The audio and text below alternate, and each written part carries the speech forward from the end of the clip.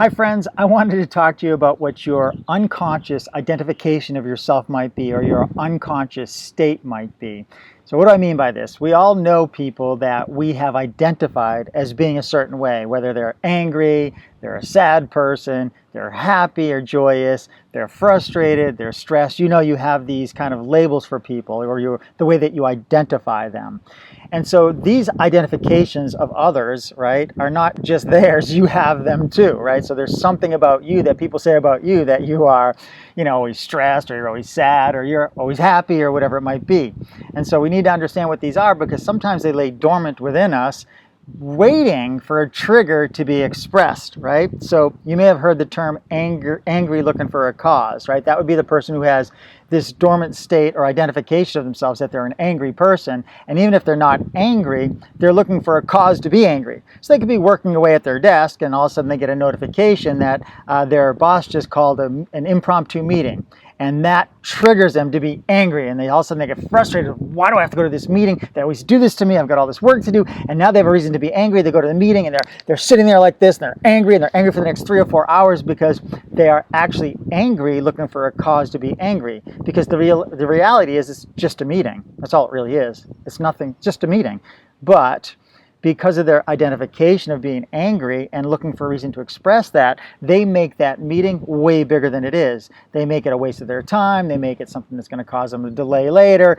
They make up all kinds of stories in order to be angry, because they are angry, looking for a cause to express their anger so that they can walk around the world in an angry state. And they actually meet their identification. Well, there's also frustrated, the person who looks for reasons to be frustrated. They pick up a pen and they go to write, and the ink doesn't work or whatever, and they're like so frustrated. They're so frustrated about the ink in the pen when they could just reach over and grab another pen.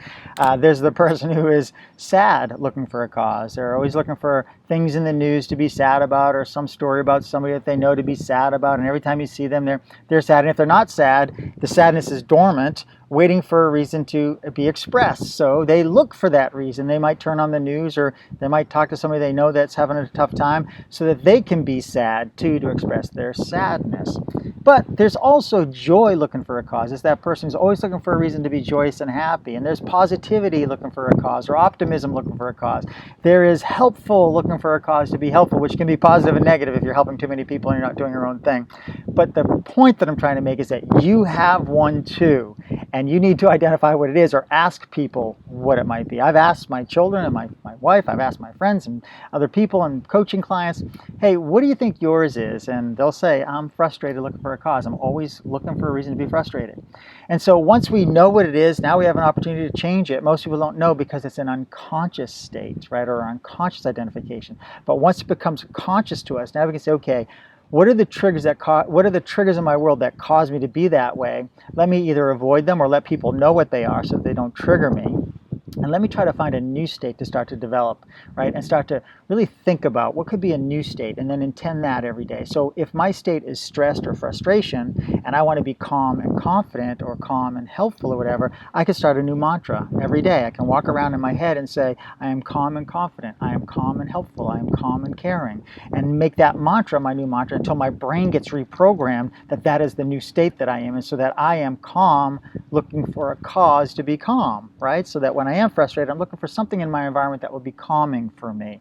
And so we create a mantra, which is a good thing. And then, of course, we need to set the intention every day, which I talk about all the time, and you've probably heard me a million times. Wake up in the morning and set your intention for the day. Today, I'm going to be calm and confident. I'm going to do this, this, and this. I'm going to walk through the day, and I'm going to look for things that might trigger me, and I try to avoid them, or know that they're coming so that I can offset them.